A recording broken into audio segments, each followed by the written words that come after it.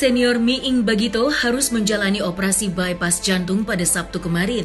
Miing mengalami penyumbatan pembuluh darah arteri koroner sehingga harus mendapatkan penanganan medis dengan cepat.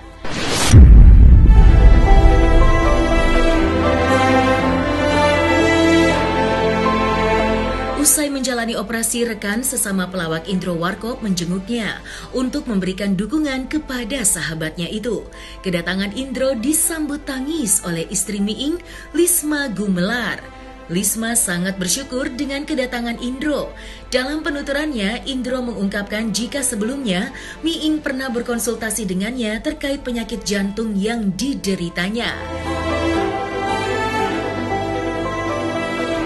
Indro lantas mendorong kawannya itu untuk segera mengambil tindakan medis sebelum terlambat.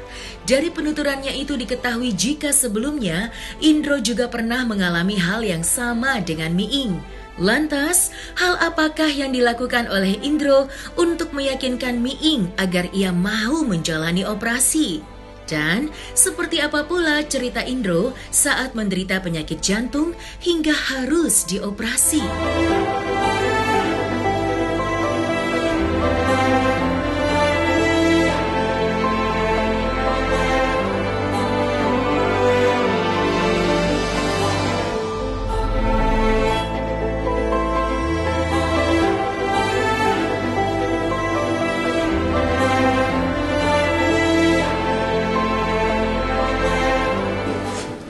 Kalau udah support apa senang banget udah bisa ngobrol sama Pak Indro, jadi dia semangat asalnya benar-benar. Iya kan sebelum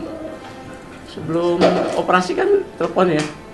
Ya sebetulnya sampai sekarang saya nggak punya bahan untuk tahu keadaannya. Saya hanya di telepon istrinya bahwa saya ketika siuman Miing nyari saya.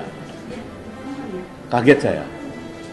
Karena saya udah janji, ini barusan juga akhirnya diterangin sama dia. Saya udah janji, katanya tadinya hari Senin. Saya janji saya akan temenin, karena saya memang pernah mengalami itu. Itu oleh karena itu, Miing jauh-jauh hari, konsul sama saya lah katakan.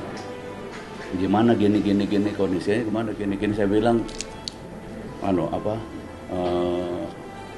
jalanin. Karena buat saya, ya bukan istilah pelawak ini ya. Buat saya ini kecil, walaupun operasi besar. Karena apa? Sebelum saya operasi dulu, saya pelajari semua itu. Reputasi Indonesia menangani bypass ketimbang ring. Pada tahun 2005 saya dapat jawaban yang pasti banget. Indonesia lebih pengalaman untuk operasi bypass ketimbang ring, karena ring itu sifatnya sementara banget.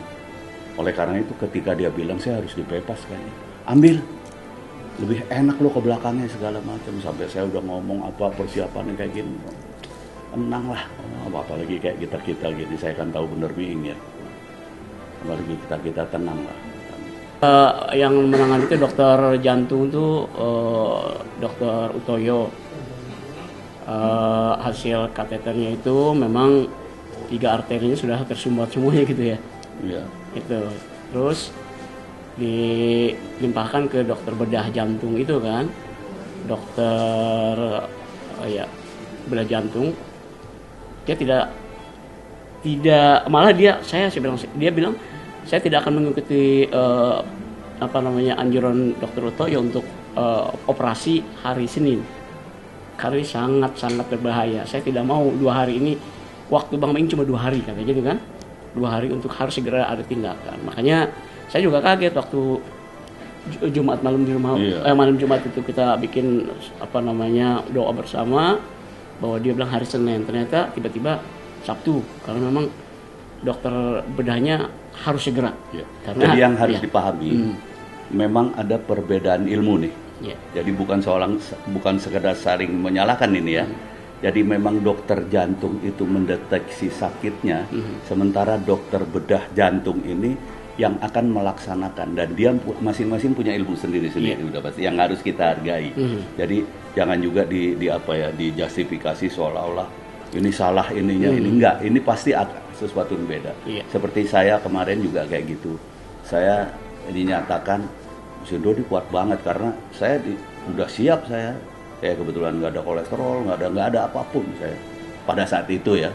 Pada saat itu tiba-tiba dokter jantung juga bilang as soon as possible. Jadi secepatnya. Jadi memang dokter bedah itu selalu punya pikiran yang akan lebih sensitif daripada dokter jantung kelihatannya. Gitu. Jadi ya tolong dipahami ini bukan masalah juga ya, bukan masalah perseteruan enggak, tapi biasanya seperti itu, dokter bedah jantung lebih tahu daleman nih, ya kan? Jadi dia juga nggak kepingin berlambat-lambat biasanya kayak gitu. Dan oleh karena itu saya bilang Dad, ambil, percayalah, tuh saya ngobrol panjang lebar, saya cerita segala macam, bahkan nanti seperti apa kamu seolah-olah dimatiin, kita seolah-olah dimatiin, yang dihidupkan cuma jantung sama otak, gitu. Karena otak kalau ini dia nggak merintah jantung, ribet juga kan gitu. Nah ini di operasinya dalam keadaan jantung berdetak, kemudian nanti diambil alih mesin, operasi kemudian dialihkan lagi, baru bisa keluar tuh ke ICU. Dan sekarang saya dengar udah intermediate, itu cepat juga. Ya walaupun masih cepetan saya dulu, tapi itu termasuk cepat, berarti kondisinya bagus. Insya Allah ya, 98% berhasil. Insya Allah. Ya, 98% berhasil. Yang 2% mah faktor X sama Tuhan lah, nggak bisa dilawan lah kalau gitu kan. Kayak gitu. Saya ngomong, jangan takut mati, kita takut mati, Tuhan nggak bikin kita mati loh, bilang gitu aja. Karena dia yang dia besar yang menentukan. Nah tugas kita berusaha untuk sembuh, itu yang paling penting, berusaha untuk sehat. Jadi saya bilang itu sama alhamdulillah ya, walaupun saya nggak jadi nemenin akhirnya. Ya supportnya luar biasa. Ya, terima kasih. Akhirnya udah oke, udah ini, makanya saya janji saya pulang dari Bandung, saya langsung antigen karena mau ke rumah sakit kan, takut ada apa-apa, saya langsung antigen, alhamdulillah. Risma Gumelar mengaku begitu sedih dengan kondisi suaminya Miing sebelum menjalani operasi. Bahkan sebelum Miing naik ke meja operasi, ia sempat membuat acara pengajian di kediamannya, dan dari situlah diketahui jika Miing sempat mengungkapkan jika pengajian yang digelar seperti acara perpisahan. Risma pun tak kuasa menahan tangis saat menceritakan kejadian tersebut. Lantas, seperti apakah kondisi terkini dari Miing pasca menjalani operasi? Gitu kita bikin pengajian yang memang kayak perpisahan, kayak apa, memang udah hopeless mungkin. Ini katanya apa? Tiket, saya tidak tahu katanya setelah operasi ini apakah saya masih ada atau enggak. Nah itu yang bikin memang saya benar-benar. Tapi sekarang saya sangat bersyukur gitu bahwa ini cepat tahu sakitnya dan cepat bisa terobati. Alhamdulillah. Terima kasih dokter. Ya, sama-sama, dokter Bu. Bono juga, dokter semua. Alhamdulillah. Alhamdulillah kata dokter Bono tuh, Bu, alhamdulillah katanya maksudnya sudah sadar gitu. Terus pas dipanggil, ayah, oh iya, udah ini sih. Sampai ICU, saya operasi sudah sadar bapaknya udah siuman. Ya cuma masih teler-teler. Tadi dokter Erik ceritakan karena kan ya karena kan pasti orang sakit kalau kita nggak kasih obat painkiller sama obat tidur kan. Itu di rumah tuh udah sampai lemas banget dan kita udah nangis ya. Udah Davi udah bilang semua, ayo ke dokter, tetap nggak mau, udah nggak mau gitu. Jadi udah sampai lemas banget, udah pesan segala macam. Kalau ayah nggak ada, kalau apa, sampai kayak gitu karena mungkin saking lemesnya.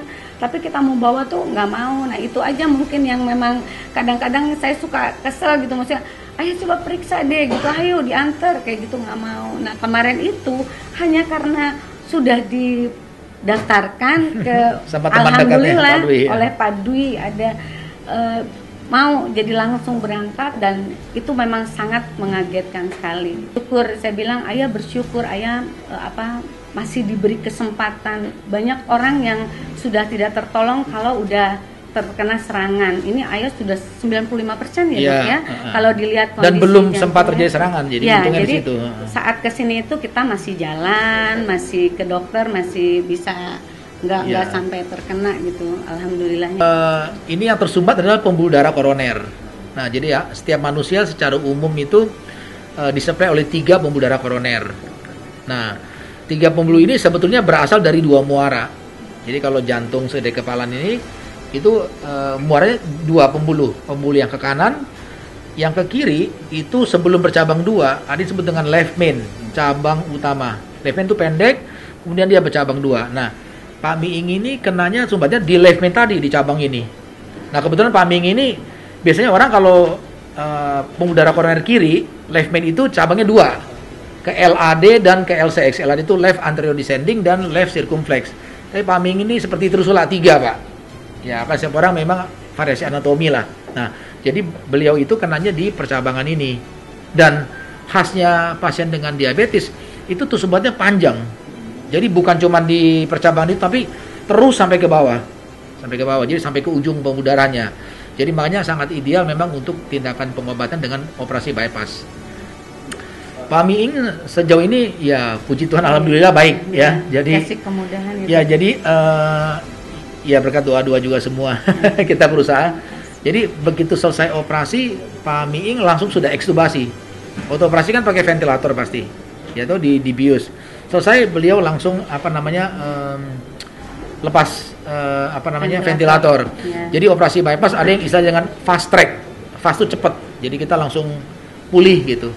Nah, sekarang semua selang infus, kateter kencing semua sudah sudah dicabut lah. Cuma tinggal 1 aja buat infus gitu. Di ICU ya. Mudah-mudahan besok bisa pindah ke ruangan gitu.